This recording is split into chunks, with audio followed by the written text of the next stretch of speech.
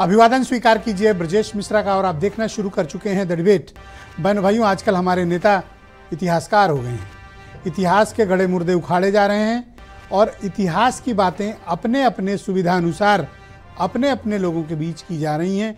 उसकी वजह से जातीय वैमनस्यता उत्तर प्रदेश में फैल रही है, देश भर में फैल रही है। कारण इनका पॉलिटिकल है, अपने अपने वोट बैंक के लिए ये लोग इतिहास के साथ इस तरह की व्याख्या कर रहे हैं, या फिर वाकई में ये इतिहास को परिभाषित करना चाहते हैं। आज चर्चा इसी विषय पर। बहनों भाइयों, राजनीति में मुर्दे कभी गाड़े नहीं जाते, अंतिम वक्त के तक दफनाए भी नहीं जाते। उन्हें इसलिए रखा जाता है ताकि वक्त निकल होने पर वो बाहर निकलें, बोलें और काम आएँ। शायद राजनीति में इन दिनों यही हो रहा है कि गड़े मुर्दों को फिर से बुलवाया जा रहा है और उनसे अपने विवेक अनुसार और अपनी राजनीतिक ज़रूरतों के हिसाब से उनकी व्याख्या कराई जाती है। आप देख रहे होंगे कि पिछले 1 महीने से लगातार और ख़ास तौर पर पिछले 15 दिनों से आप ये महसूस कर रहे होंगे कि हमारे पॉलिटिशियन और मीडिया में जिस तरह की खबरें आ रही हैं वो खबरें इतिहास से जुड़ी हुई हैं। 1000 साल पहले की, 500 साल पहले की, 700 साल पहले की, और उनको अपनी सुविधा अनुसार अपनी अपनी जातियों से जोड़कर प्रस्तुत किया जा रहा है। कुछ में इतिहास को तोड़ा जा रहा है, कुछ में मरोड़ा जा रहा है और कुछ में उसे अपने स्वरूप में प्रस्तुत भी किया जा रहा है। लेकिन अंत में राजनीतिक दलों का मकसद सिर्फ वोट पाना है। इतिहास की व्याख्या करना नहीं है। इतिहास सीख और सबक के लिए होता है। जो कौमें अपना इतिहास याद नहीं रखती वो मिट जाती हैं, लेकिन वो कौमें भी मिट जाती हैं या बर्बादी के रास्ते पे चलती हैं जो सिर्फ इतिहास पर ही छाती पीटती हैं। शायद इन दिनों उत्तर प्रदेश में यही हो रहा है। राणा सांगा को लेकर जिस तरह का विवाद उत्पन्न हुए हैं और उस विवाद के बाद जिस तरह की जातीय वैमनस्यता है और बढ़ रही है और बढ़ती जा रही है, ये बेहद अफसोसनाक है, ये बेहद चिंताजनक है। किसी भी सभ्य समाज में, विकासशील समाज में इस तरह के वैमनस्यता की, जातीय झगड़ों की परिकल्पना ही नहीं की जा सकती। जब हम सबके साथ, सबके विकास और सबके विश्वास की बात कर रहे हैं तो इस तरह का आचरण करने वाले नेताओं को चिन्हित किया जाना चाहिए, जो विकास की बातें नहीं बल्कि जातीय वैमनस्यता से भरी हुई इतिहास की वो बातें कर रहे हैं जहां पर अभी भी उसकी कोई पुष्टि नहीं है। क्या इतिहास के आधार पर हम किसी कौम को, किसी राजा को, किसी राणा को, किसी सुल्तान को, किसी बादशाह को, किसी शहंशाह को के बारे में कुछ भी कह सकते हैं? इतिहास किसने लिखा है? इतिहास हमेशा राजाओं का हुआ है। इतिहास उनका रहा है जिनके तलवार की नोक पर इतिहास लिखने वाले थे। इतिहास कभी आम आदमी का नहीं होता। इतिहास हमेशा राजाओं का हुआ है। किसी को नहीं पता कि अकबर के, उनका कोई इतिहास नहीं है कि अकबर के दौर में आम आदमी की क्या हालत थी। किसी को नहीं पता कि महाराणा के शासन में आम आदमी किस तरह से रह रहा था। इतिहास सिर्फ बड़े लोगों के लिए है। इतिहास राजाओं का होता है और इन्हीं राजाओं ने, इन्हीं राणाओं ने, इन्हीं बादशाहों ने इतिहास को अपने तलवार के नोक पर लिखा या लिखवाया।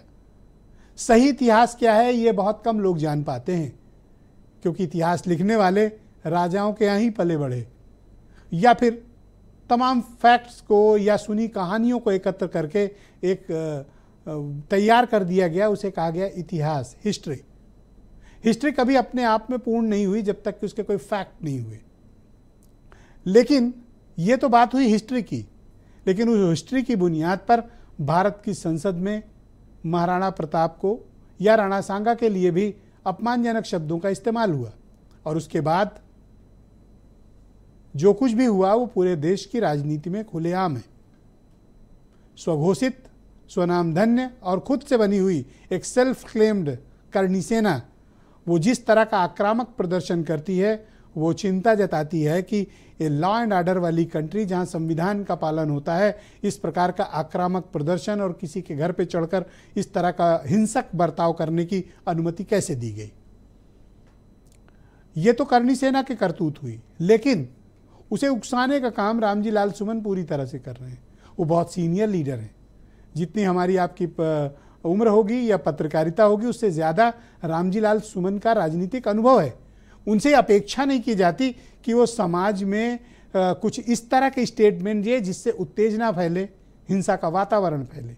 वो मेंबर ऑफ पार्लियामेंट हैं, मिनिस्टर रह चुके हैं, लोकसभा सांसद रह चुके हैं, जिम्मेदार नागरिक हैं, लेकिन वो जिस तरह के गैर जिम्मेदाराना परिचय दे रहे हैं वो भी बड़ा हतप्रभ करता है। आज उन्होंने कहा कि मैदान तैयार है, आइए दो दो हाथ कर लेते हैं। आप किससे दो दो हाथ करना चाहते हैं? किसी कम्युनिटी से, किसी करनी सेना से, या समाज में जातीय वैमनस्यता फैलाना चाहते हैं? गलत दोनों हैं। करनी सेना भी गलत है, रामजी लाल सुमन के उकसाने वाले बयान भी गलत है। और मुझे अचरज है और हैरानी है कि पूरा समाज इन दोनों की निंदा क्यों नहीं कर रहा है। करना चाहिए। हमेशा नेताओं को जवाबदेह और जिम्मेदार बनाकर इस तरीके की वैमनस्यता फैलाने से उन्हें रोकना चाहिए। एक सभ्य समाज में इस तरह के आचरण की हम उम्मीद, अपेक्षा अपने पॉलिटिशियन से नहीं करते हैं। उनको हमने इसलिए चुना है कि हमारा वर्तमान ठीक करें और हमारे भविष्य को बेहतर करें, हमारे लिए बेहतर योजनाएं लेकर आएं और हमारे बच्चों के लिए, आने वाली नस्लों के लिए वो एक बेहतर हिंदुस्तान की परिकल्पना करें। इसलिए उनको मेंबर ऑफ पार्लियामेंट बनाया जाता है, इसलिए वो चीफ मिनिस्टर होते हैं, इसलिए प्राइम मिनिस्टर होते हैं, इसलिए एमएलए और मिनिस्टर्स होते हैं। उन्हें इसलिए नहीं बनाया जाता कि वो ये बताएं कि राणा सांगा सही थे या बाबर सही था या किस दौर में क्या गलत हुआ। न उस दौर की परिस्थिति से रामजी लाल सुमन वाकिफ़ हैं, न उस दौर की परिस्थिति से करनी सेना वाले वाकिफ़ हैं। इतिहास सबका है, अगर उसे समग्रता से देखा जाएगा तभी देश आगे बढ़ेगा, वरना कुछ ताकतें इस देश को कमज़ोर करना चाहती हैं। वो हमें इतिहास में फंसा के रखना चाहती हैं, जब हमें शिक्षा, रोजगार, अच्छा स्वास्थ्य, बेहतर इंफ्रास्ट्रक्चर, सबके लिए बराबरी और जातीय वैमनस्यता ख़त्म होनी चाहिए। तो मैं चाहता हूं कि इनके कुछ बयान आप सुन लें जो आजकल जिसके लिए ये कुख्यात और विख्यात हैं। उसके बाद हम इस डिबेट को आगे बढ़ाएंगे। बीजेपी के लोगों का तकिया कलाम हो गया है कि मुसलमान, इनमें बाबर का डीएनए है। ये बाबर को लाया कौन? बाबर को इब्राहिम लोदी को हराने के लिए राणा सांगा लाया था। तो मुसलमान तो बाबर की औलाद हैं और तुम गद्दार राणा सांगा की औलाद हो। ये हिंदुस्तान में तय हो जाना चाहिए। सुनने में आ रहा है कि इतिहास के पन्ने लोग पलट रहे हैं। जब से रामजी सुमन जी ने कहा, आप देखिए गूगल पे, आप देखिए चैट जीपीटी पे, लोग जानना चाहते हैं इतिहास क्या है, तो इतिहास जानने लगे हैं लोग। मैं ये चाहता हूँ इतिहास की बातें अगर हमें अच्छा रास्ता न दिखा सकें, हमें कोई पॉजिटिव रास्ते पे न ले जा सकें, हमें सकारात्मक दिशा न दे सकें, तो इतिहास को इतिहास ही रहने देना चाहिए, इतिहास पे चर्चा नहीं करनी चाहिए। कांग्रेस हो या समाजवादी पार्टी, ये राष्ट्र नायकों के अपमान पर उतारू हो चुकी है। किस कदर ये लोग उन महापुरुषों को जो सामाजिक न्याय के प्रतीक हैं, कैसे उनको अपमानित करते रहे, कैसे उनके खिलाफ षड्यंत्र करते रहे, ये सभी उदाहरण हमारे सामने हैं। भारत के अंदर भारत के किसी महापुरुष को सम्मान देने की बात आती है तो ये लोग कोई ना कोई ऐसा प्रोपोगंडा अपनाएंगे जिससे समाज को आपस में बांटने का काम किया जा सके।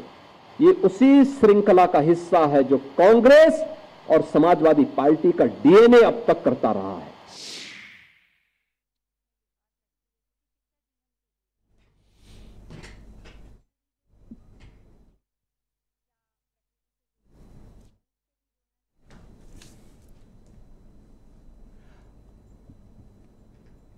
ऑल राइट, हम इस परिचर्चा को आज आगे बढ़ाएंगे। मेरे साथ डॉक्टर समीर सिंह हैं, भारतीय जनता पार्टी के प्रवक्ता हैं, और राकेश सिंह रघुवंशी, राजपूत करणी सेना के उत्तर प्रदेश के अध्यक्ष हैं, उदयवीर सिंह समाजवादी पार्टी के प्रवक्ता, सुरेंद्र राजपूत कांग्रेस कमेटी के प्रवक्ता हैं, मेरे साथ कार्यक्रम में मौजूद हैं, और इस देश के बहुत ही जाने माने विख्यात इतिहासकार रवि भट्ट जी भी हमारे साथ कार्यक्रम में जुड़ चुके हैं, ब्रजेश शुक्ला जी जाने माने पत्रकार, और वीरेंद्र सिंह जी हमारे स्टेट हेड। आप सभी का शुक्रिया और धन्यवाद इस परिचर्चा का हिस्सा बनने के लिए। उदयवीर जी, मैं आपसे जानना चाहता हूं कि आपकी पार्टी के member of parliament Ramji Lal सुमन ने आज एक स्टेटमेंट दिया और उन्होंने कहा कि मैदान तैयार है, दो दो हाथ हो जाए, 19 अप्रैल को अखिलेश यादव आगरा आ रहे हैं। ये क्या उनके स्टेटमेंट से आपकी पार्टी सहमत है? और दो दो हाथ से आपका क्या तात्पर्य है? मुझे लगता है कि आपको ये मुझसे सवाल ही नहीं पूछना चाहिए, क्योंकि आपकी पार्टी के चैनल के जिम्मेदार वहाँ के संवाददाता ने उसके बाद डिटेल रामजी लाल सुमन जी से बात की और उन्होंने बहुत स्पष्ट तौर पे इस बारे में भारत समाचार को ही अपना स्टेटमेंट दिया। तो मैं आपसे अपेक्षा नहीं करता कि जिस स्टेटमेंट की व्याख्या और जवाब वो आपके चैनल पर दे चुके हों उसका आप मुझे सवाल करेंगे। फिर भी मैं रिपीट कर देता हूँ। उन्होंने कहा कि मेरा तात्पर्य राजनीतिक बात से, राजनीतिक विचार से होती है राजनीति, और हम लोहिया, गांधी और जयप्रकाश को मानने वाले लोग हैं। हिंसा का हमारे समझ में राजनीति में कोई स्थान नहीं है। और मैंने सिर्फ ये कहा कि मैं जो है सद्भावना की राजनीति करता हूँ, लेकिन पीड़ित, शोषित, वंचित वर्गों के अधिकार की जो लड़ाई, संघर्ष जो चलता रहा है राजनीतिक, वो चलता रहेगा और उसके लिए हम लोग तैयार हैं और हम आगे भी काम करते रहेंगे। वो यहीं पर नहीं रुके, वो कह रहे हैं कि अगर हर मस्जिद में मंदिर खोजोगे तो मंदिरों के नीचे अगर हम खोदेंगे तो मठ मिलेंगे, नहीं बौद्ध मठ मिलेंगे। इसमें भी आप थोड़ा सा घुमा दे रहे हैं, पता नहीं क्या चाह रहे हैं। मैं चाह नहीं उन्होंने सीधा सीधा कहा, आप पहले उन्होंने सीधा सीधा आप एक बार कह लेता हूँ, फिर आप आराम से कहिए। पहले वो बयान देते हैं, फिर पत्रकार उनसे जाते हैं कि ये तो आप हिंसा फैलाने की बात कर रहे हो, तो वो स्टेटमेंट चेंज करते हैं, चाहे वो मुझे दें या किसी और को। आप ऐसे नेता को प्रश्रय क्यों दे रहे हैं? मैं आपको इसमें स्पष्ट कर दूं, वो बयान नहीं देते। पहले तो आप उनकी इंटरनल पार्टी की मीटिंग्स के रिकॉर्डिंग्स को लोगों से लेते हैं, उनको बयान बनाते हैं, मीडिया के लोग टीवी पे चलाते हैं, फिर उनसे स्पष्टीकरण मांगते हैं। आप रामजीलाल सुमन जी ने आज जो पब्लिक स्टेटमेंट, आज का जो नहीं, it's not a public statement, हम कहते हैं पार्टी के भीतर भी हो, आप ऐसा किसी पार्टी के कार्यक्रम के मैं वो बोल रहे थे, उन्होंने बहुत सारी बात समझाने में कही। उन्होंने कहा इतिहास में गड़े मुद्दे नहीं उखाड़ने चाहिए, और ये सत्य है। जब जब किसी मस्जिद के नीचे मंदिर खोदा गया है तो तुरंत एक और आवाज़ उठती है, जो हर जगह से उठी है, कि वो तो बुद्धिस्ट स्ट्रक्चर्स हैं। बनारस में जब ये बात हुई तो एक ग्रुप आया जो बुद्धिस्ट मानने वाले, उन्होंने कहा कि ये तो बुद्धिस्ट स्ट्रक्चर्स हैं। कुछ लोगों ने ताजमहल को लेके कहा तो उन्होंने कहा ये बुद्धिस्ट स्ट्रक्चर्स हैं। तो इसमें क्या गलत हम कह रहे हैं या रामजीलाल सुमन कह रहे हैं कि जो एक बार सेटल्ड लॉ हो गया इस देश का, कि जिस जगह जो पूजा पद्धति हो रही है वो वही जगह है। इसके अगर विपरीत अगर कोई साक्ष्य भी मिलते हैं तो उसका कैरेक्टर नहीं बदला जाएगा। ये कानून है, पूरी बात खत्म। कानून नहीं है ये कानून नहीं है, ये कानून है। अगर इस किसी को बदलना है तो कानून बदले। अगर आप ऐतिहासिक तथ्यों के आधार पर विवाद पैदा करते रहेंगे, आज मैंने रवि भट्ट जी को इसीलिए बुलाया, वो बड़े फेमस हिस्टोरियन है, वो आज अगर आप विवाद पैदा करते रहेंगे और जिसको आप बदल नहीं सकते उस पर भी आप, मैं ये जानना चाहता हूँ, करणी सेना भी गलत है और जो कुछ रामजीलाल सुमन कर रहे हैं वो भी गलत। आप एक गलत स्टेटमेंट को जो जातीय वैमनस्यता फैला रहा है, समाजवादी पार्टी उसे डिफेंड क्यों कर रही है? आप उन पर लगाम क्यों नहीं लगा रहे हैं? किसको कि कुछ फ्यूचर पर बात हो, प्रेजेंट पर बात हो, पॉलिसीज पे बात हो। क्योंकि आप तथ्यों के हिसाब से हमसे डिबेट करेंगे तो आप मान जाएंगे कि कोई हम बढ़ावा नहीं दे रहे। उन्होंने राज्यसभा में बयान दिया, ठीक, उस स्टेटमेंट से वो शब्द राज्यसभा में पहले निकाला गया। उसके बाद अखिलेश यादव जी ने ट्विटर पे आके राणा सांगा के बारे में अपना स्पष्टीकरण और पार्टी का स्पष्टीकरण दे दिया। अब हमारी पार्टी का सांसद या हमारी पार्टी, हम किसी थर्ड पार्टी से गाइड थोड़े होंगे। हमने राणा सांगा के बारे में, अखिलेश जी ने खुद लिख के पहले दिन ही दूसरे दिन कहा कि वो एक वीर पुरुष थे, उनकी देशभक्ति और उनकी वीरता को लेकर हमारा कोई सवाल नहीं है, ना हमारा कोई प्रश्न है। हमारे सांसद सिर्फ ये कहना चाह रहे थे, वो पूरा एक स्टेटमेंट है कि आप ऐतिहासिक तथ्यों के हिसाब से, ऐतिहासिक घटनाओं के हिसाब से पूरे किसी समाज या वर्ग की व्याख्या नहीं कर सकते। जो बात आप मुझे और दर्शकों को समझा रहे हैं, ये अपने मेंबर ऑफ पार्लियामेंट को क्यों नहीं समझा? मेरे मेंबर पार्लियामेंट बहुत अच्छे जानते हैं। तो वो फिर ऐसी भाषा क्यों बोली? कौन सी बात? दो हाथ के लिए तैयार है। What do you mean? आप उसको मतलब आपकी मंशा क्या है? मंशा ये जो पूछते आप मुस्कुराते हैं। मैं एक कुछ तरह के एंकर होते हैं जो मुंह बना के सवाल करते हैं। कुल मिला के जो आप चाहते हैं वो मैं भी समझता हूँ। बात ये नहीं है, वो मैं तो आपसे केवल चाहता हूं, जब मैंने आपसे स्पष्ट कह दिया, पूरा दिखाइए अपने चैनल पे आज सुमन जी का पूरा बयान। आप बताइए कि ऐसा जो आपके एंकर ने पूछा कि दो हाथ से आपका क्या तात्पर्य है, उस पर जो उन्होंने बयान दिया वो दिखाइए अपने चैनल पे। मैं वो दिखाना चाहता हूँ जो उन्होंने बोला, वो भी एक गंभीर बात। दोनों दिखा दीजिए। जातीय वैमनस्यता फैला रहे हैं, दोनों दिखा दीजिए ना। आप क्या ऐसा करके राजपूतों को झगड़े के लिए आमंत्रित कर रहे हैं? नहीं, राजपूतों का कोई विषय नहीं है झगड़े का, न राजपूतों का कोई विषय है झगड़े का। अगर मान लो कोई किसी से कहीं से कोई गाइडेड हो और वो अपने हिसाब से किसी आंदोलन को करना चाहे, लोकतांत्रिक व्यवस्था में आपकी असहमति है, आप आंदोलन कर सकते हैं, कोर्ट जा सकते हैं, मुकदमा लिखा सकते हैं। सरकार के बहुत नज़दीकी लोग भी इस आंदोलन में जुड़े थे, सरकार उनकी है, वो 2 मिनट में पूरी कार्रवाई कर सकते हैं। तो ये क्यों न माने? क्या जरूरत है सरकार से जुड़े लोगों को सड़क पे आने की? सरकार से जुड़े लोगों के सड़क पे आने की क्या जरूरत है? आप रामजीलाल सुमन को रोकते क्यों नहीं? क्या रोकें? क्या किस चीज़ पे रोके बताइए? दो हाथ नहीं, दो हाथ उन्होंने कहा है। राजनीतिक जो विमर्श है, राजनीतिक वैचारिक जो लड़ाई है, उससे हम क्यों रोकेंगे? आप क्या ठाकुरों से दो हाथ चाहते हो? नहीं, मैं तो खुद ही ठाकुर हूँ। नहीं, मुझे तो मुझे आप किसी के किसी जात में पैदा इसीलिए तो होने से आपको बुलाया क्या ताकि समाजवादी भाई आज पार्टी ठाकुरों में clarity जाए कि आप क्या चाहते क्या हो? समाजवादी पार्टी किसी जात धर्म की एक ही पार्टी है क्या? तो ऐसा तो प्रतीत हो रहा है कि आप लोग इस तरह से जाति वैमनस्यता फैला रहे हैं। ऐसा दुष्प्रचार करने वाले करते हैं। थैंक यू सर, शुक्रिया। मैं डॉक्टर समीर सिंह को आमंत्रित करता हूं, भारतीय जनता पार्टी के लीडर हैं। आपका क्या रोल है इस तरह की जाति वैमनस्यता फैलाने में? ऐसा कहा जा रहा है कि करणी सेना ने जो कुछ भी आंदोलन किया, हिंसक प्रदर्शन किए और जो एग्रेशन दिखाया, उसके पीछे भारतीय जनता पार्टी है। नहीं, देखिए विजय जी, थोड़ा सा मैं भी चाहूँगा। हाँ बिल्कुल बिल्कुल। अभी मैं समाजवादी पार्टी को सुन रहा था। देखिए, भारतीय जनता पार्टी का नारा है सबका साथ, सबका विकास और सबका विश्वास। उसके आधार पर हमारी केंद्र की सरकार और प्रदेश की सरकार, योगी जी की सरकार काम कर रही है और बड़े पैमाने पर जनता का झुकाव भारतीय जनता पार्टी की तरफ है और हमको सफलताएं भी मिल रही हैं। राजनीति में, लोकतंत्र में मतदान सबसे बड़ी सफलता का परिणाम होता है और वो परिणाम निरंतर भारतीय जनता पार्टी के पक्ष में आ रहा है। मैं गिनाना नहीं चाहता, बहुत समय लगेगा, हमारे सभी विद्वान मित्र जानते हैं।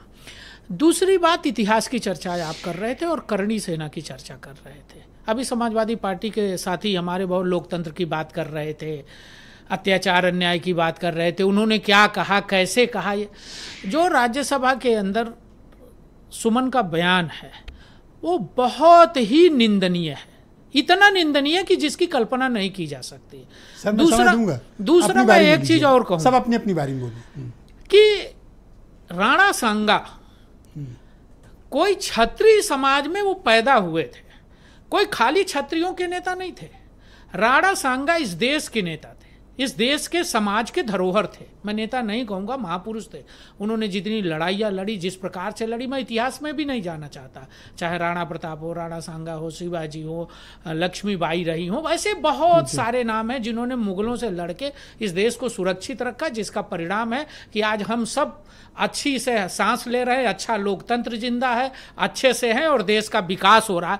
लेकिन ब्रजेश जी, मैं एक चीज़ कहूँगा, समाजवादी पार्टी के दो योद्धा हैं आज के दिन में। समाजवादी पार्टी हमेशा योद्धा बदलती रहती है। इसके पहले इनके एक अयोध्या के योद्धा थे जिनका बेटा अपने गांव में विधानसभा का चुनाव हार गया, उसके बाद वो ठंडे पड़ गए। लोकसभा में अखिलेश जी उनको बगल में बैठाते थे।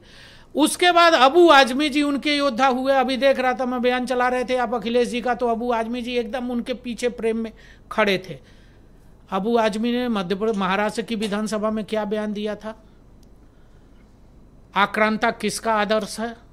ये देश और उत्तर प्रदेश समाजवादी पार्टी से पूछ रहा है कि आक्रांता समाजवादी पार्टी का आदर्श है।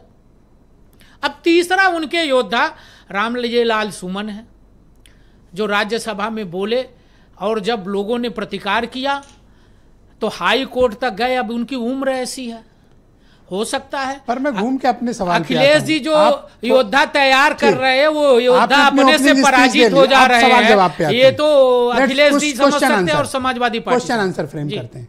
करणी सेना के पीछे भारतीय जनता पार्टी का हाथ है? नहीं, देखिए ब्रजेश जी, भारतीय जनता पार्टी उत्तर प्रदेश के 25 करोड़ लोगों के पीछे खड़ी है। करणी सेना के पीछे भी आप? नहीं, हम 25 करोड़ लोगों के पीछे खड़े हैं। हम 25 करोड़ लोगों के विकास चाहते हैं, हम 25 करोड़ लोगों की तरक्की चाहते हैं।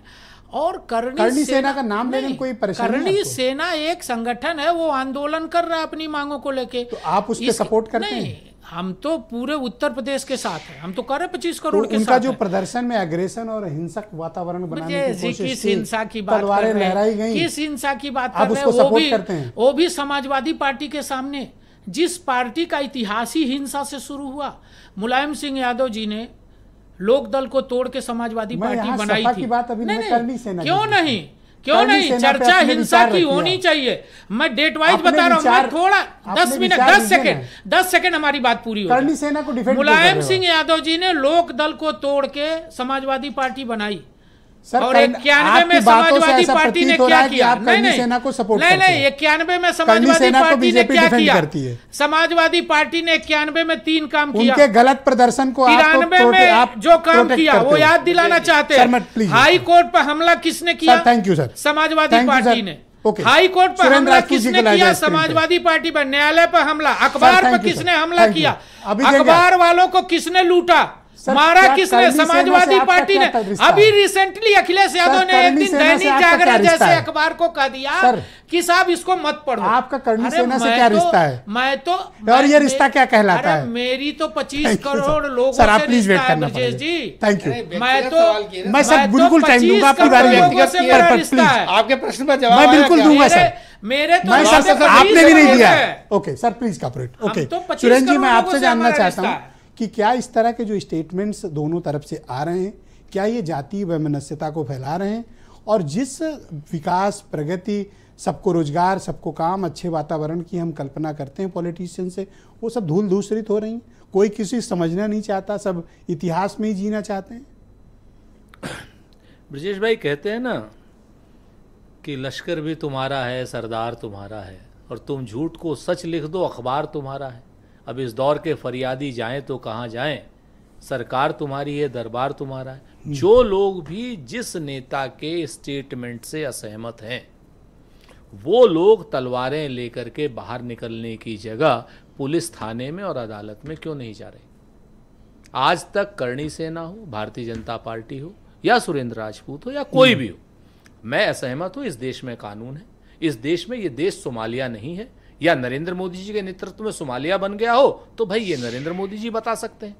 या इस देश को आपने बनाना रिपब्लिक बना दिया हो जहां कोई संविधान नहीं है तो नरेंद्र मोदी जी बता सकते हैं। अगर हम संविधान की दुहाई देते हैं और नरेंद्र मोदी जी संविधान की कसम खाते हैं तो मुझे यह बता दीजिए कि रामजी लाल सुमन के बयान पर जो जो लोग असहमत हैं, इनमें से कौन आदमी कोर्ट गया और किस आदमी ने एफआईआर करी? क्या पुलिस पर विश्वास नहीं है? क्या कानून पर विश्वास नहीं है? या इनको अपने आप पर विश्वास नहीं है, अपने सच पर विश्वास नहीं? इस बात का जवाब जरूर मिलना चाहिए। अगर इस बात का जवाब मिल जाएगा तो निश्चित तौर पर काफी धागे खुल जाएंगे। एक बात। दूसरी बात मैं आपसे बताऊं कि किस तरीके से माहौल को विषाक्त किया जाता है। आप मुझे बता दीजिए, जो जवाब आपका, या समीर भाई भी बता दे, या कोई बता दे यहां बैठा हुआ, प्रभु श्री राम बड़े नायक हैं, हमारे भगवान हैं, या राणा सांगा है? एक कोई आदमी बता दे। इसमें अगर कोई आपत्ति हो किसी को तो प्रभु श्री राम है। नहीं, नहीं, आपका सर, एक सवाल सेकंड, सर, गलत। एक सेकंड, आपका प्लीज। सवाल सर, गलत। प्लीज, पहला राउंड, सर, राम बीच- का स्थान do not दूसरा interrupt, है सर। और राणा इनको बोलने सांगा दो। का स्थान दूसरा है। बोलेंगे सही आपको बात। सवाल दोनों के मिलेगा। स्थान हाँ, अलग प्लीज, है। सही बात। ये आप आपका मेरे से प्रश्न बात- गलत है। हाँ, आपका ये हाँ, प्रश्न हाँ, नहीं ये- होना ये चाहिए। प्रश्न आप जो सर है- किसको डिफेंड ये करना प्रश्न ही सर, गलत प्लीज है। वेट, सर, क्या आप प्रभु- मेरी सुन लें हाँ, सर, हाँ। क्या आप करणी सेना को डिफेंड कर रहे हैं या रामजी लाल सुमन को? मैं इस समय देश को और समाज को डिफेंड कर रहा हूं, और जो भी विध्वंसकारी ताकतें हैं तो इनमें मैं कौन उनके सी खिलाफ खड़ा विध्वंसकारी हूं। ताकतें हैं? मैं रामजी वो लाल सारी सुमन या करणी सेना? वो सारी ताकतें विध्वंसकारी हैं जो आज भारतीय जनता पार्टी के पीछे छुप करके खड़ी। जो रामजी लाल सुमन ने राणा सांगा के लिए बोला, सुरेंद्र राजपूत सहमत या मैं असहमत? बहुत स्पष्ट रूप से कह रहा हूं, वो राणा सांगा के लिए जो बोला था उन्होंने स्पष्ट रूप से राज्यसभा में उसको एक्सपंज कर दिया गया। और उसी दिन मैंने बयान दिया था, साफ साफ बयान दिया था कि चाहे रामजी लाल सुमन जी हो, चाहे भारतीय जनता पार्टी हो, सर्टिफिकेट बांटने का अख्तियार किसी को नहीं। क्या आप निंदा करते हैं सुमन के उस किस बात? स्टेटमेंट की? क्या आप भारतीय जो जनता उन्होंने पार्टी राणा की निंदा सांगा नहीं के लिए कराएंगे? कहा? आप करणी सेना सर, की मैं निंदा इसके नहीं बाद करेंगे? आ रहा हूं ना। नहीं नहीं, आप एक one by one clarity आप फिर वही चीज। फिर करनी पे आऊंगा। मैंने जब आज ऑलरेडी कह दिया कि सर्टिफिकेट बांटने का काम ना सुमन साहब का है ना भाजपा का है। क्या भारतीय जनता पार्टी की तरीके से लोग सर्टिफिकेट बांटेंगे? नहीं। लेकिन अब आप हमें एक बात बता दीजिए, सुन लीजिए ना सर, एक क्वेश्चन मेरा भी तो सुन लीजिए प्रभु, ऐसा तो ना करिए। मालूम है मैं कहां से आ रहे हैं क्वेश्चन, हमें भी पता है आपके पास कौन सवाल भेज रहा है। सुन लीजिए ना। भगवान श्री राम बड़े निर्बाध रूप से भगवान है हमारे। उस भगवान श्री राम के जन्म को लेकर के इतना गंदा, नीच, निर्लज्ज स्टेटमेंट की मकौड़ा घाट में फलाने के उससे पैदा हुए थे। इस बात को लेकर के जिस मंत्री ने वो बयान दिया था, वो आज संजय निषाद भारतीय जनता पार्टी में कैबिनेट मिनिस्टर है। करणी सेना उसके खिलाफ नहीं जा रही, भारतीय जनता पार्टी उसके खिलाफ नहीं जा रही। एक बयान नहीं दिया, आपका एक ये तलवार नहीं एग्रेशन ले देख के लग रहा है कि करणी सेना से कितने नफरत करते हैं। नफरत नहीं है, वो हमारे भाई हैं। कहां से भाई लग रहे हैं? कोई भाई से इस तरह इस भाषा में बात करता है? ये तो गला घोटने वाली बात है। सुन लीजिए, हमारे करणी सेना कांग्रेस की भाई है। करणी सेना कांग्रेस प्रवक्ता सुरेंद्र राजपूत की भाई है। हाँ है, करणी सेना वाले हमारे भाई हैं, हम तो कहते हैं, लेकिन भटके हुए भाई हैं। अरे अब वो भटका तो बाद में जोड़ रहे हो। क्यों नहीं? आपके सगे भाई हैं करणी सेना वाले। ब्रजेश जी, एक बात जान लीजिए, अगर आप इस डिबेट को मजाक बनाना चाहते हैं, मजाक तो आप बना रहे हो। मैं नहीं मजाक बना रहा हूं। मैं बिल्कुल कह रहा हूं, पूरा हिंदुस्तान सुन रहा है, इस देश का आपने एक डिबेट एक में क्या नागरिक किया है? मेरा भाई है, करणी सेना वाले भी मेरे भाई है, लेकिन भटके हुए इन करणी सेना वाले कहां चले गए थे जब संजय निषाद ने मकौड़ा घाट पे प्रभु श्री राम की पैदाइश पर सवाल उठाया था? Alright. कहां थी वो तलवार? शुक्रिया सर, धन्यवाद sir, thank you sir. Sir हो गया सर। छोटा सा तो अच्छा, 10 सेकंड ले लो, इससे ज्यादा नहीं। बड़ा मसला हो जाता, आप डरा देते हैं। आप सर 10 सेकंड अब असल में जब लिख के लाते हैं तो यही बढ़िया होता है। बताता हूं समीर सिंह जी के लिए, भाजपा वाले हैं। अभी एक दिन बहस चल रही थी, भारतीय जनता पार्टी के स्वनाम धन्य प्रवक्ता, इतने बड़े प्रवक्ता हैं, वो नाम उनका अगर लूंगा तो कोई पूना वाला है, पूरा नाम इसलिए नहीं लूंगा, वो हमारे गुर्जर आपके यहाँ थे पहले? सुन लीजिए सर, हाँ हमारे यहाँ थे। ओके। वो एक बहुत बड़े हिंदुस्तान के गुर्जर नेता राजकुमार भाटी से कह रहे थे कि आप कर लो अपनी बहन से इस सर इस डिबेट में नहीं क्यों नहीं कहेंगे अरे भाई? दूसरे की डिबेट की एक बात बात बताइए है। हमको, एक बात बताइए, वो किसी ये और तो चैनल की राज्यसभा बात में हम डिबेट क्यों हुई करें थी ना, सर? अब वो कर लो राज्यसभा अपनी बहन पब्लिक से प्लेस है शादी। सर। आज की डेट Thank में you, sir. Bharatiya Janata party ने उस शहजाद Thank पूनावाला you. के खिलाफ क्या किया? राकेश सिंह, रघुवंश करणी सिंह सेना मेरे ने क्या साथ। किया, जरा हमें बता दे। वाई करणी सेना का नाम सुनते ही आपका खून नहीं क्यों सर, उबलने लगता है? खून इतनी नहीं, नफरत मैंने ठीक तो नहीं कहा, आपने तो आपका मेरे खून ऊपर उबलता आरोप है। लगा दिया, मैं तो कह रहा हूं मेरे ऐसा भाई। जैसे विस्फोट कर जाएंगे। मेरे तो भाई हैं। भाई पानी पीजिए अरे सर। सर, मैं पानी नहीं, राकेश आप सिंह, पानी रघुवंश पिलाने सिंह आए को हैं, करणी चिंता सेना मत वाले, ये सुरेंद्र राजपूत को इतनी गुस्सा क्यों आपके ऊपर आती है? कभी सोचा? अभी मेरे ख्याल से बगल में होते तो ये कुछ, लेकिन मैं रोक लेता तब भी इनको, भाई है मेरे। देखिए यहाँ पर वो आपके भाई अलग वाले। यहाँ पर समाजवादी पार्टी है, कांग्रेस है, भाजपा है, जी, और हम एक सामाजिक संगठन के माइक के नजदीक बोलो थोड़ा। सामाजिक संगठन का एक प्रदेश अध्यक्ष हूँ, श्री राष्ट्रीय राजपूत करणी सेना का। हमारा किसी भी राजनीतिक पार्टी से कोई लेना देना नहीं है। यहाँ पे आरोप भी लग गया कि भाजपा के हम करीब हैं और भाजपा वाले को सपोर्ट कर रहे हैं, भाजपा वाले क्यों नहीं बोल रहे हैं। मैं यहाँ पे तीनों दल के लोग बैठे हुए हैं, इस लोकतंत्र की जो सबसे बड़ी जांच एजेंसी है, हम लोग उसके लिए तैयार हैं। अगर जांच करा लो किसी नेता से, अगर हम लोग मिले हैं किसी पार्टी के, तो यहीं पे गुलामी लिखवा देंगे और यहीं पे संगठन का काम करना छोड़ देंगे। ब्रिजेश जी आपके सामने कहते हैं, आप राजनीति करिए, आपस में एक दूसरे को गाली दीजिए, एक दूसरे से लड़िए, लेकिन करणी सेना का इतिहास जाने बगैर करणी सेना पे उंगली उठाने की कोशिश मत करिए। एक बात। दूसरी बात, हमारे भगवान राणा सांगा को देश की सबसे बड़ी पंचायत में गाली दोगे, हम आंदोलन करेंगे तो हमको कहोगे गुंडा, कहोगे आतंकवादी, कहोगे, बर्दाश्त नहीं किया जाएगा। इस लोकतांत्रिक व्यवस्था में हमने हमेशा आंदोलन किया है, इस लोकतंत्र को ही अपनाया है। करणी सेना को जो आप कह रहे हैं कि भैया भी कह रहे थे कि तलवार लहरा रहे हैं, आप भी क्षत्रिय समाज से आते हैं। मैं कह रहा था, वो तो बाद में आपने भी कहा कि तलवार लाना, शुरुआत आपकी वहीं से हुई है। कांग्रेस के बड़े भैया ने कहा कि अच्छा, आज मैंने एक गेम प्लान किया कि इन लोग को राजपूत समाज के ही प्रवक्ताओं को बुलाया है, मुझे ताकि सब क्लियर हो जाए सबका। मुझे बोलने दीजिए। हाँ, करणी सेना लाखों की संख्या में आगरा में इकट्ठा हुई, लाखों की संख्या में। पर आपने जो किया वो गलत था, उसकी निंदा। आप इस तरह से हिंसक प्रदर्शन नहीं कर सकते हैं। सर, आपको तलवार बंदूक लहराने का कोई हक नहीं है। आप पर कार्रवाई होनी चाहिए, आपके खिलाफ FIR होनी चाहिए। मेरे खिलाफ FIR दर्ज करवा दीजिए। आपको प्रोटेक्शन दिया पुलिस ने, वरना आपने एक्सप्रेसवे रोकने की कोशिश की, आपने यातायात बाधित करने की कोशिश की, आपने डराने की कोशिश की, आपने धमकाने की कोशिश की। आपके खिलाफ कार्रवाई होनी चाहिए, बिल्कुल होनी चाहिए। मेरे खिलाफ FIR दर्ज करवाइए और मुझे फांसी की सजा लटकाइए, लेकिन अपने महापुरुषों के अपमान का एक भी बर्दाश्त नहीं करेंगे। अगर कोई हमारे महापुरुषों का अपमान करेगा, हम कोई राजनीतिक पार्टी नहीं है। एक बात सुनो ना, एक बात सुनो, दो हाथ के लिए बुला रहे हैं सुमन जी, जाओ ना। बस वही कह रहा हूं, मुझे बोलने तो दीजिए। आपको समय दिया, सबको समय दिया, ब्रिजेश भैया हमको नहीं दे रहे। अरे बोल, आप हमको तो समय दीजिए। सबका यही आरोप है। करणी सेना, मेरी सवाल भी बोलना, लंबा देंगे समय, सुन लो। बुला रहे हैं सुमन जी, जाओ ना, दो हाथ कर लो। देखिए, अभी सपा के प्रवक्ता जी ने बोला यहाँ पर सुमन जी बुला रहे। सुमन जी का मानसिक हालत ठीक नहीं है। उनको जो है, उनके जो मुखिया हैं, इनको नूर मंजिल अस्पताल में भर्ती करा करके उनका इलाज कराने की जरूरत है।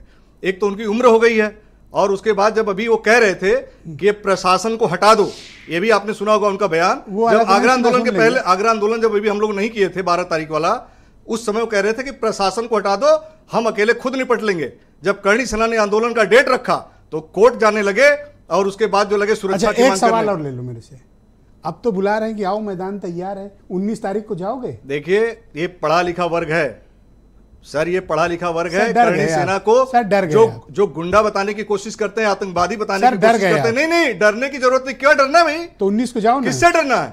19 को हम लोकतांत्रिक तरीके से लड़ने वाले लोग हैं। 19 को आप जाओगे? नहीं सर, नहीं सर, मैं दूंगा समय sir, please wait sir, please sir, please शांत हो जाइए। समझ लीजिए, आप करणी सेना मत बनिए, नहीं आप गलत मत बोलिए सर, आप शांत हो जाइए। देखिए, आप 19 को जाओगे? मैं देखिए 19 को जाने की कोई बात नहीं है।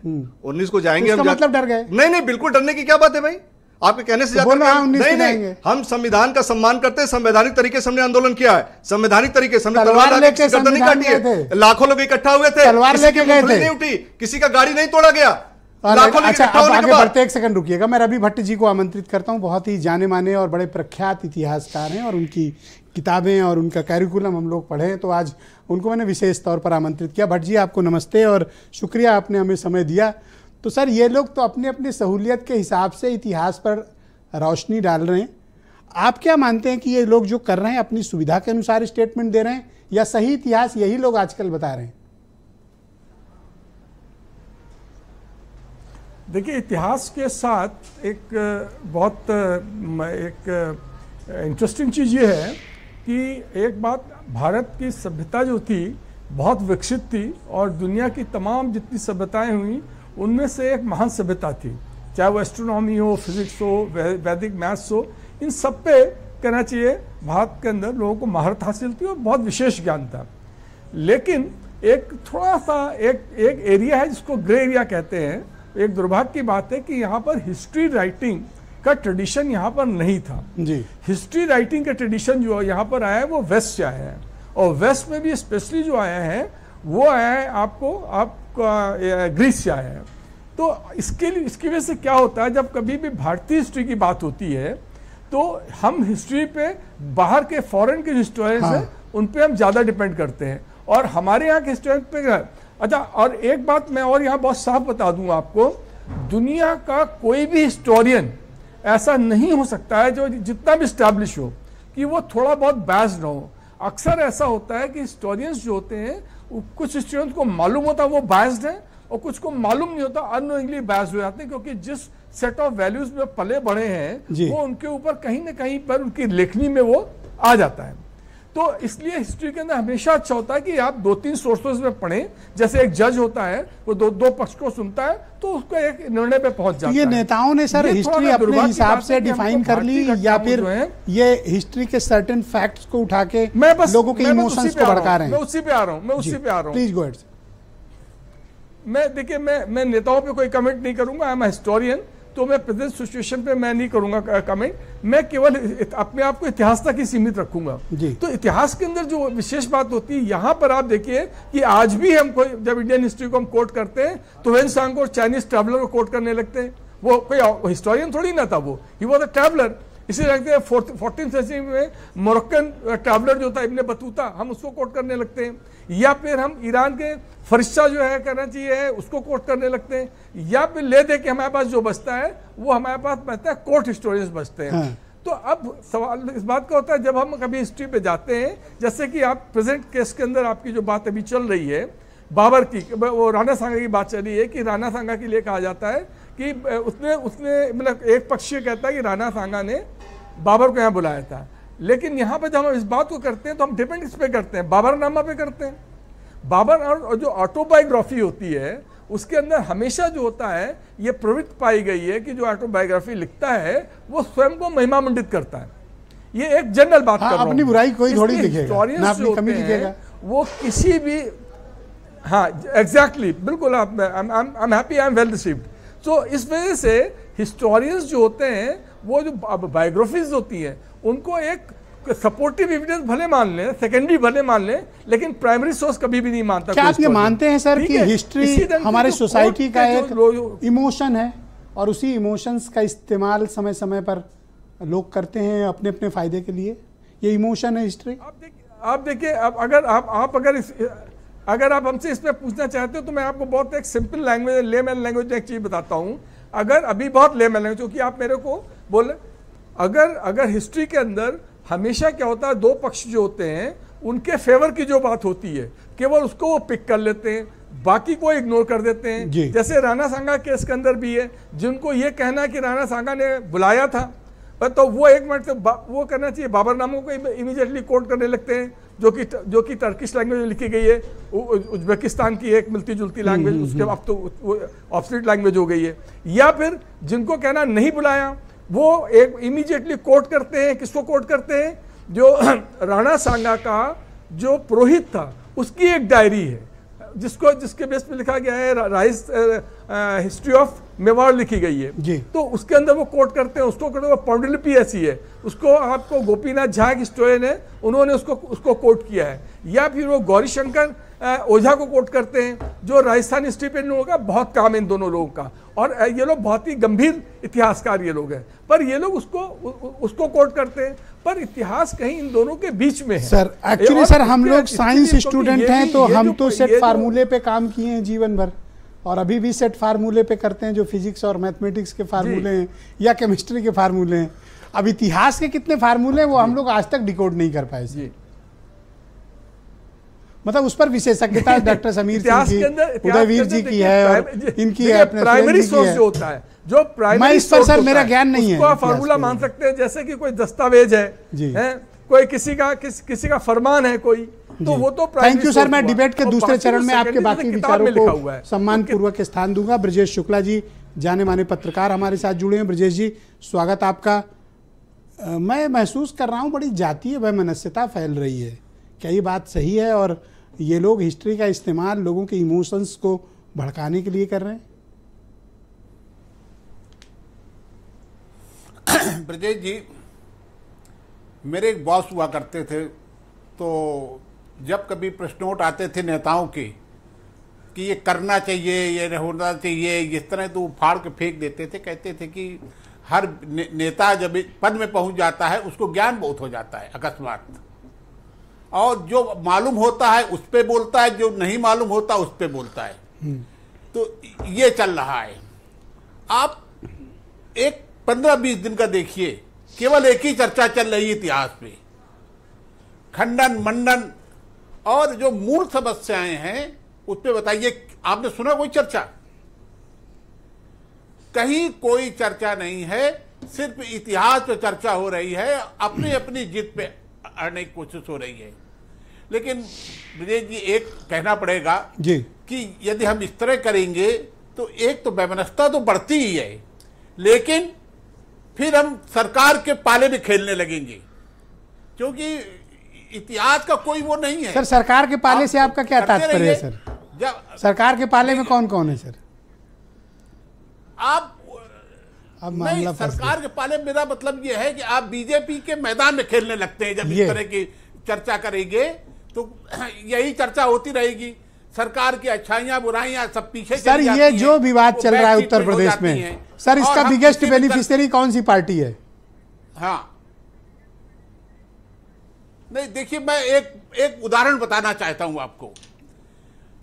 विधानसभा चुनाव के पहले स्वामी प्रसाद मौर्य ने उससे तीखा आंदोलन शुरू किया था, इससे तीखे बयान दिए थे, आपको याद होगा। जी बिल्कुल। और उनके बयान डेली छपते थे। उनके समर्थक थे, रामचरितमानस लेके पहुंच गए जीपीओ, वहां फाड़ डाला जाके।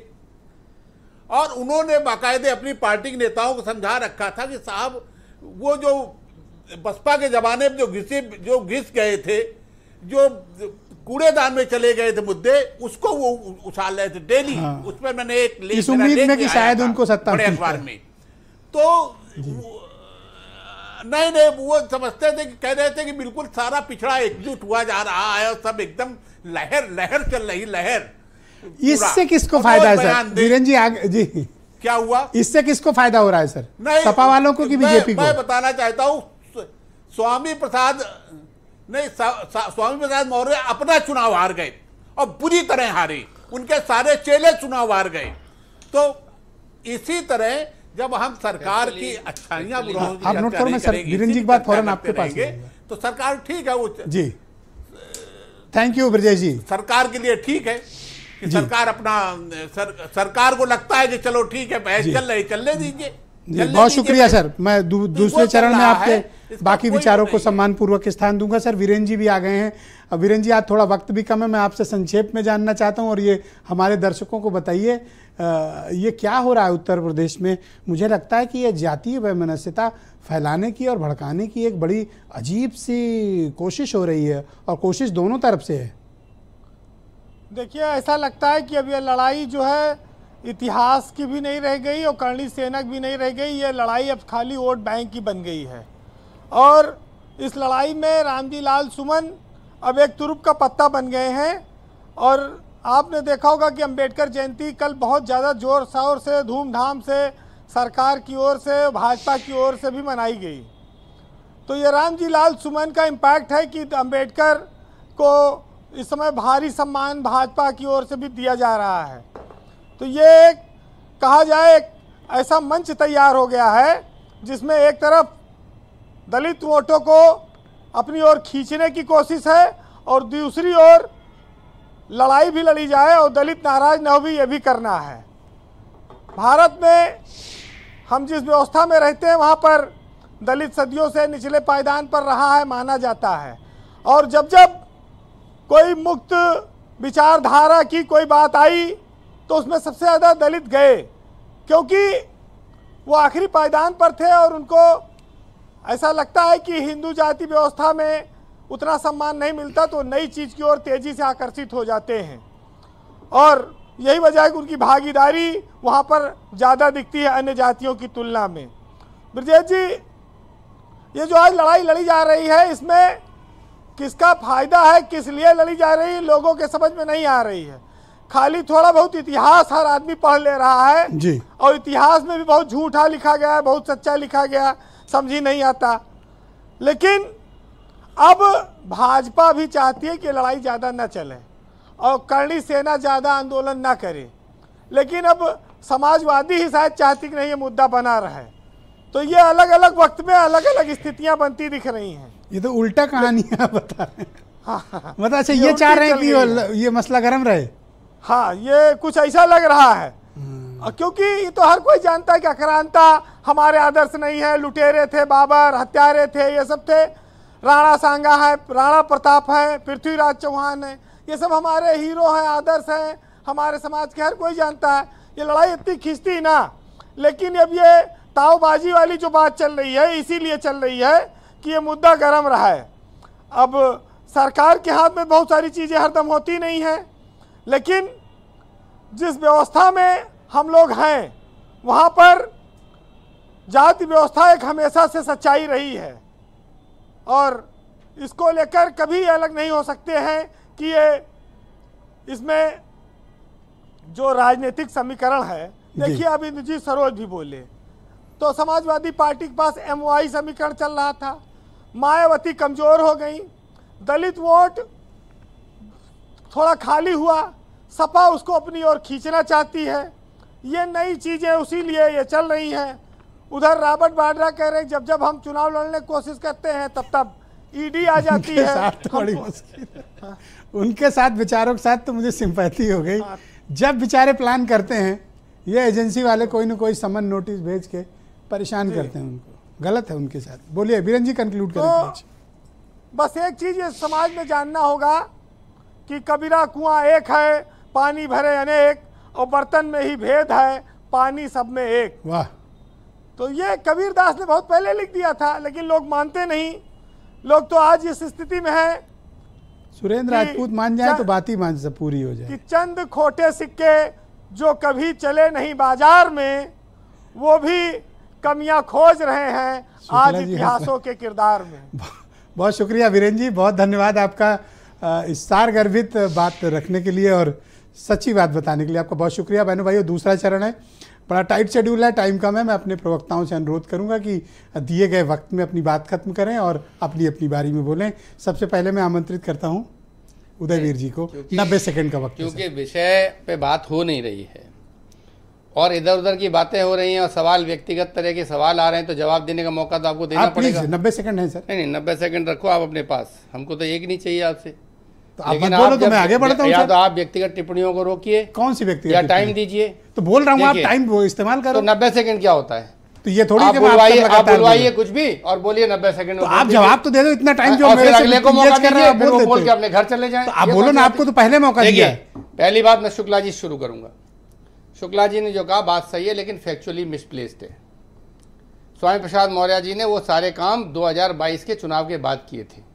जब 2022 में समाजवादी पार्टी की सरकार नहीं बनी और उन्होंने तय कर लिया अपनी बिटिया को लड़ाना है भाजपा से, और बाद में समाजवादी पार्टी की MLC से भी इस्तीफा दे दिया, वो पूरा एक योजनाबद्ध तरीके से भारतीय जनता पार्टी के इशारे पे किया था और उन्होंने बिल्कुल अलग दल बना लिया।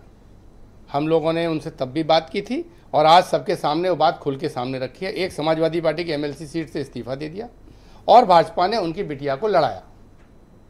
पॉइंट नंबर 2 पे आइए। दूसरी बात तो ये लोकसभा विधानसभा 22 से लोकसभा के बीच की बात है।